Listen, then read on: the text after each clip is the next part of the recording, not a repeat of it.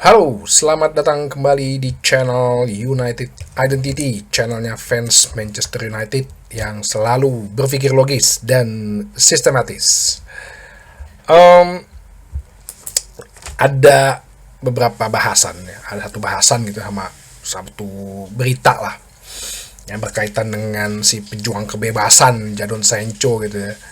Sebenarnya gue gak males sih memberitakan dia, cuman gue tuh menunggu banget dia dijual udah selesai gitu, jual putus selesai, udah nggak ada hubungan lagi kita deh, nggak ada tali persaudaraan lagi deh Manchester United sama Jadon Sancho gitu ya. Dan kebetulan memang berita-beritanya adalah lebih banyak emang di sekitar dia gitu loh. Jadon Sancho ke Juventus, Jadon Sancho ke eh, Napoli, Jadon Sancho, wah semua deh. Tapi kabar terbaru nih, Jadon Sancho ini ada dua klub. Yang pertama Juventus katanya besok mau video call ya. Entah dari mana jurnalis ini tahu ya. Mau video call sama Jadon Sancho ya untuk negosiasi personal terms dulu nih. Mungkin menjelaskan misi, visi ya, proyeknya jangka panjang apa. Ya, yang paling penting ya mungkin masalah gajinya. Nih gajinya berapa nih bisa gue kasih nih.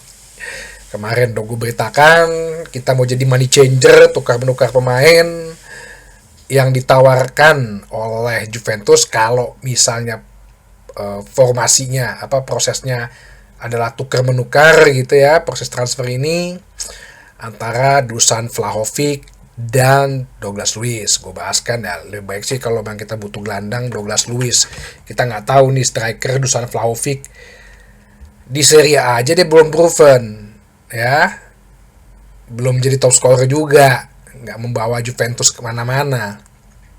Apa iya dia bisa cocok di Serie A ya, walaupun kalau striker Eropa Timur sih cukup bisa lah beradaptasi dengan Premier League, tapi kan belum tentu juga bisa menjadi pembeda atau bisa menjadi bawa tim gitu. Nah, kabar di satunya lagi bahwa Jadon Sancho ini ditawar sedang ada penawaran ya dari klub Turki Fenerbahce yang dilatih oleh Jose Mourinho. Fenerbahce mau membuat penawaran sebesar 15 juta pound untuk Jadon Sancho, yang menurut gue ya udahlah jual aja lah. Ya asal jangan kelewatan 5 juta per 2 juta pound gitu. Stok kita dapat 5 juta penalti dari Chelsea. Terus kalau misalnya dapat 15 juta lagi jadi total 20 juta. Dia udah 4 tahun di sini. Ya harganya emang udah pasti depresiasinya turun gitu. Walaupun gue agak bingung juga nih, kenapa tujuannya Mourinho ini mau ngambil Sancho ya. Ya tapi kan Mourinho ini kan selalu pengen terlihat jadi hero gitu ya. Dia tuh pengen selalu memperlihatkan pemain-pemain yang berandalan gitu bisa kok gua atur gitu, bisa kok. Karena pernah dibilang ya pelatih itu harusnya bisa memanage pemain gitu. Walaupun pada faktanya dia juga sering banyak berantem juga, banyak pemain. Sama Sergio Ramos di Madrid, terus sama Paul Pogba di Manchester United gitu kan ya. Jadi gue nggak ngerti maksudnya Mourinho ini apa, kok dia mau untuk memboyong Sancho ya. Mungkin dia yakin sih Sancho bisa ditaklukkan dan tanda kutip ya, dan kayaknya Liga Turki sih emang buat yang berandalan masuk ke situ gitu, kayak Dele Alli gitu kan.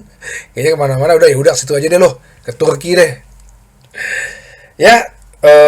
Hakim Ziyech juga kan ya, mungkin dengan ini bisa berjalan mulus ya nggak apa-apa gitu loh. Jangan nanti lo bilang tuh kan di Fenerbahce tuh kan sama Mourinho bisa, kita nggak tahu, Mourinho kan juga keras. Kabarnya gaji yang ditawarkan oleh Fenerbahce nah ini hanya 165.000 pound per pekan, setengahnya. Tapi sih kabar ada yang bilang mungkin sekitar ya 12 juta apa 10 juta pound sih per pekan ya. Jadi mungkin sekitar 200 ribuan. Ya mungkin tambah-tambahin dengan cara bonus ya, atau mungkin juga di sana emang net gitu loh ya, gajinya emang net. Oke, nggak apa, kita sih berharap aja antara dia ke Juventus, entah dia ke Fenerbahce ya. Dia udah ngomong nggak mau turunin gaji, tapi intinya ya udah lo keluar deh dari Manchester United. Jadon Sancho udah banyak fans sudah apa ya, udah muak gitu, dalam tahap muak lah. Dibeli mahal, ditunggu sampai setahun, gajinya paling mahal, tapi attitude seperti itu gitu. Oke, yang kedua, ini gue mau sedikit bahas ya. Media-media ini kan selalu menghubung-hubungkan dengan pemain ya, dengan kata-kata interested gitu loh. Terus gue pernah bahas juga kan, nah selalu gue ingat, awas, hati-hati permainan media, kerja sama para agen ya. Lo tinggal bayar jurnalis 2000 pon lah, 1000 pon lah, atau 10 juta, 100 juta itu bagi mereka kan kecil tuh kalau dirupiahin. Tulis berita ini dong, gede-gedein klien gue gitu. Itu kan ibaratnya buat agen tuh kan jadi biaya kos operasional gitu kan, biaya operasional gitu ya, biaya operasional untuk pakai jurnalis buat gede-gedein pemain gue. Nah itu kan kalau gue bilang bahaya. Nah ini diberitakan banyak kabar katanya ini ada pemain namanya Ardon Jasori ya. Katanya Manchester United tertarik ya, berencana untuk ikut dalam penawaran Ardon Jazari dan akan bersaing dengan AC Milan. Macam ada duitnya. AS Roma iya macam ada duitnya lagi. Dengan harga 34,12 juta pon. At least ya, minimal fix fee-nya ya, fix fee-nya itu 29,930 juta pon gitu. Ya, kalau lo mau bawa-bawa nama AC Milan sih, ya menurut gue ada berita yang ngaco ya. Ya, nggak ada duitnya, mereka nggak bermain di liga kompetisi manapun loh. Mereka aja baru here we go kan? Luka Modric min, umur 38 tahun. Luka Modric tuh baru here we go tuh sama AC Milan tuh. Ya, jadi kalau ada berita lo udah pakai pembandingnya AC Milan gitu, AS Roma gitu dari tali, udah deh. Ya, tapi gini, intinya gini. Ini Ardon Jazari ya.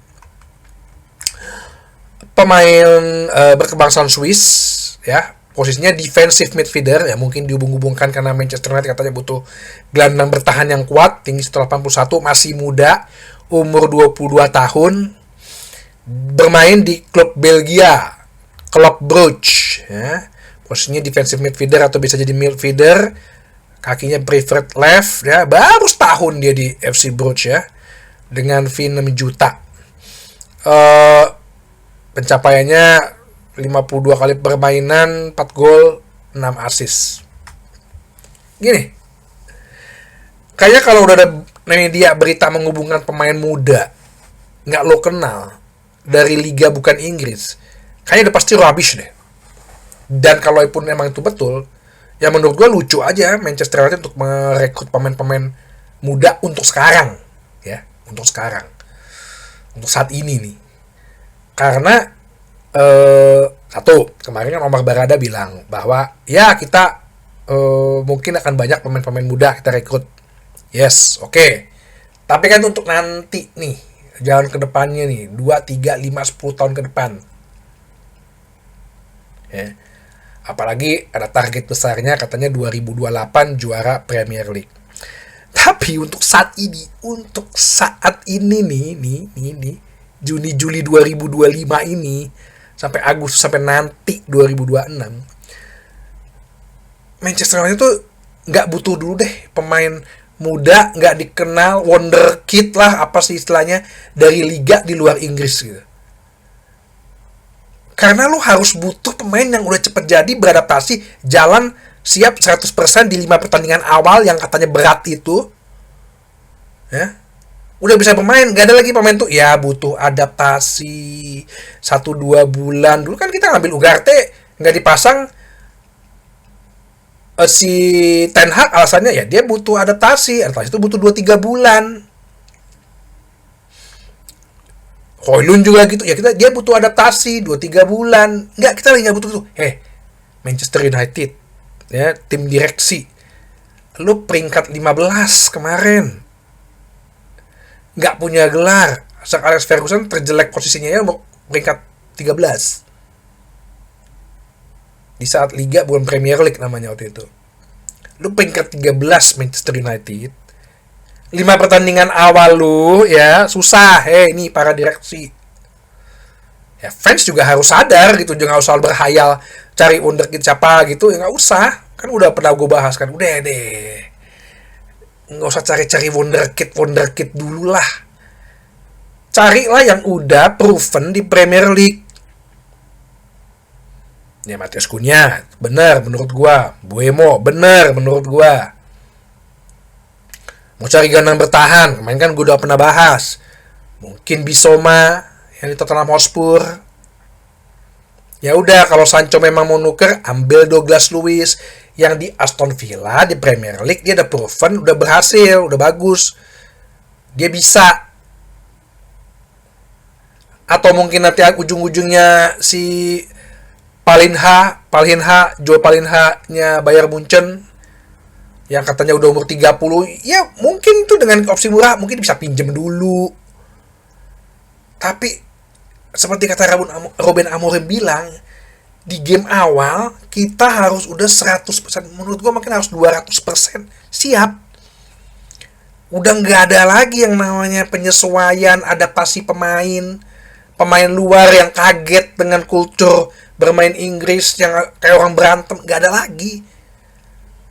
Pertandingan pertama lawan Arsenal udah siap sebagai tim, udah siap nih. Ini tim yang sistemnya, nyawanya, semangatnya, mentalitasnya harus sama, konsisten terus sampai akhir musim 2026 ya. Dan hasilnya ya gue nggak butuh juara dulu ya, setidaknya kita udah bisa bersaing ya, udah kembali, bukan bersaing, udah kembali di papan atas lah, 6 besar mungkin, 5 besar lah, 6 besar lah, atau 5 besar ya. Mungkin gue rasa sih Champions League Inggris masih bisa sih dapat 5 spot untuk UCL Champions League. Jadi itu gitu, jangan, dan lu juga jangan kemakan, wah ini bang ada si pemain bagus nih kayaknya nih bang, Ardon Ajasari ya. Jujur sih gue nggak pernah nonton sih Liga Belgia pula lagi. Enggak, kita nggak butuh yang dari yang begitu yang nggak dulu deh, jangan dulu deh, nggak dulu. Mungkin musim depan boleh deh ya, kalau nanti saya peringkat 6, peringkat 5 lolos UCL, boleh deh coba beli pemain-pemain yang buat project jangka panjang, long term project dulu kalau kata Ten Hag. Sekarang nggak ada nih. Ini nggak ngomongin long term project, nggak. Amorim juga udah 7 bulan beradaptasi. Jadi udah pemain-pemain yang spesifikasinya udah katam Premier League, udah itu aja. Ya dengan Christopher Vivell kan bilang katanya berdasarkan data nih nanti. Ya data-datanya boleh aja. Untuk nanti, tapi untuk sekarang nih 5 pertandingan awal yang banyak fans katanya khawatir berat itu, ya lo harusnya Manchester United tuh harusnya ya udah siap, udah dalam keadaan siap tempur, bukan yang harus bukan yang harus beradaptasi lagi. Cuacanya Manchester United hujannya, dinginnya, sering mendung, enggak. Ya udah ready, siap bermain Manchester United, kasih kemenangan, konsisten. Oke, paham ya maksud gua? Jadi itu dulu bahasan kali ini, sampai ketemu lagi di bahasan berikutnya di channel United Identity, channelnya fans Manchester United yang selalu berpikir logis dan sistematis. Terima kasih.